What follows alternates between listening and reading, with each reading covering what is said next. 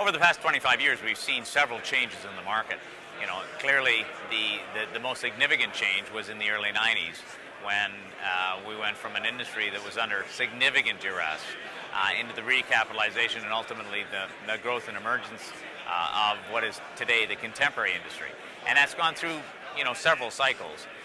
The forum's always been a very helpful venue in building strategy, market awareness, and understanding, what's going on both from a personal and a professional basis. I find that talking to our colleagues, to the industry generally, listening to speakers always builds views, ideas, and has been very helpful in constructing a strategy, for both my personal career as well as for my business. I think the most amazing change I've seen over 25 years is just the value and the increase in real estate. Obviously that has a lot to do with interest rates coming down and more of the urbanization of what's happened in all the major cities.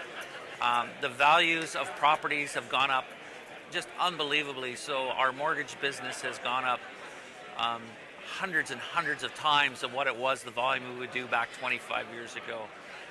People moving back to the city, areas being regenerated has just made Toronto an amazing city to live in. And some of the other cities, Calgary's been amazing, Edmonton. When we started 25 years ago, the size of Calgary, the population of Calgary and Edmonton have doubled. And so it's been, an amazing 25 years.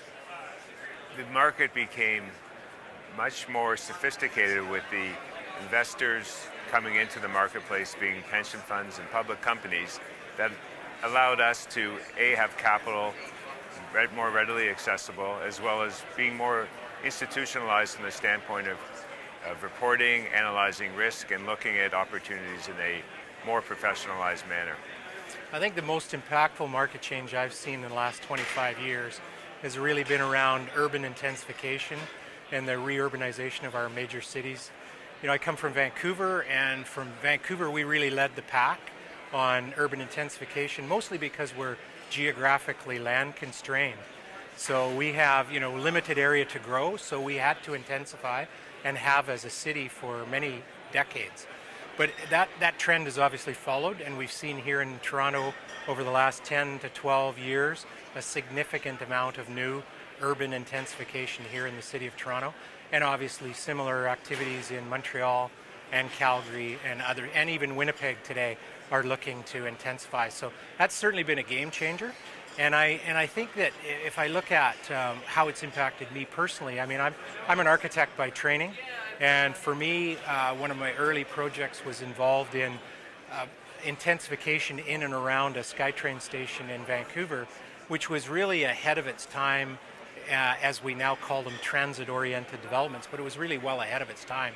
So I had a chance there to look at what the pros and cons are of intensification and how much open space and how much social support space goes with major urban redevelopment. So it was quite insightful as an early learning experience for me personally. And as a company, we've continued to do a significant amount.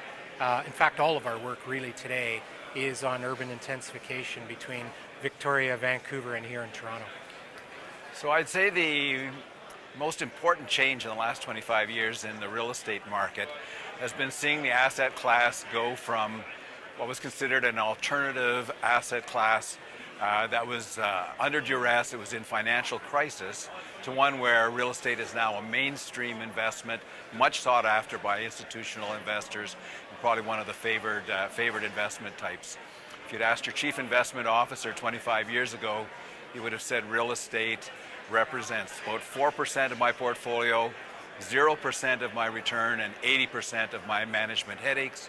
Today it's exactly the opposite. People are raising their allocations from 10 to 20%, and real estate is by far the favored asset class.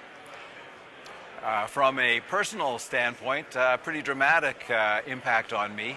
The company I worked for, which was a 140-year-old, $4 billion institutional company, went bankrupt. Me and 4,000 other people were terminated on a Friday. Went home to my wife and 5 children to say, all I've got is what money we have in the bank. And mercifully, my wife said, you're smart, it's okay, we'll get through this. And professionally, she was right. We had the chance to crash course in crisis management, 25 years of leadership experience in 25 months, and actually the opportunity to start growing another major company out of the ashes. So the last 25 years have been absolutely incredible, actually, for most of us in the real estate industry.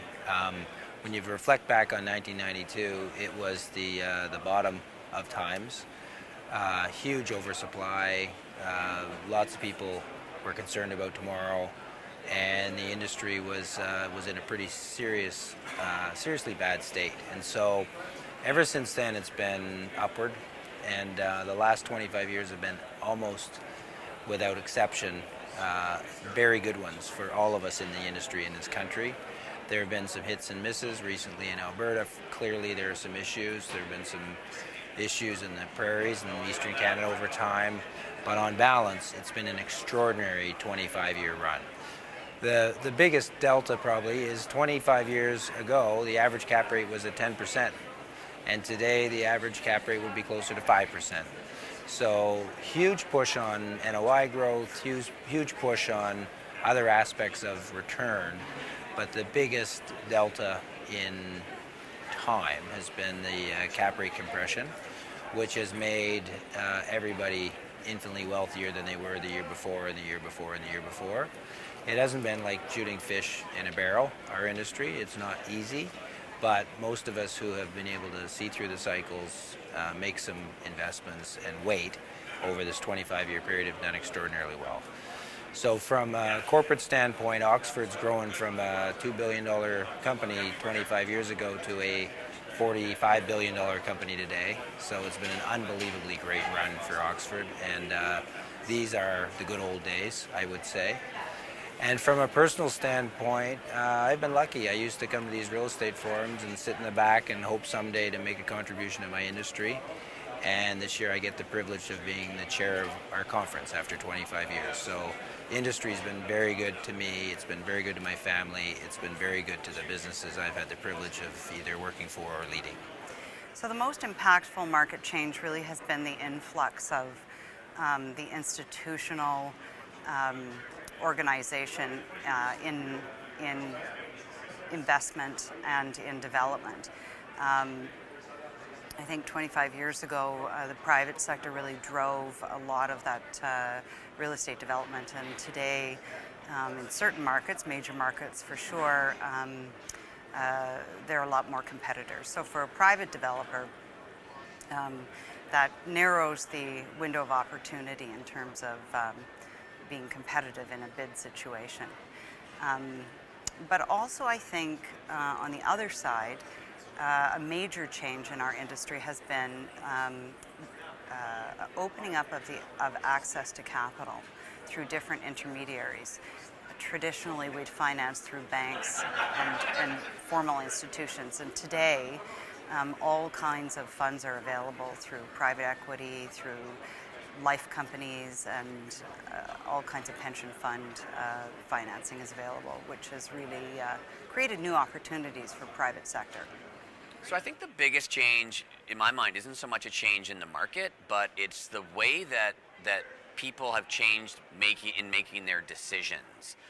Be it an occupier or be it an investor, the sophistication level has increased so much over the last little while, and the things that go into making decisions is just such a broader basket of interest. So what it's made me as a person is to learn more, and as a leader of a firm, make sure that we've got all the solutions to help them make informed decisions.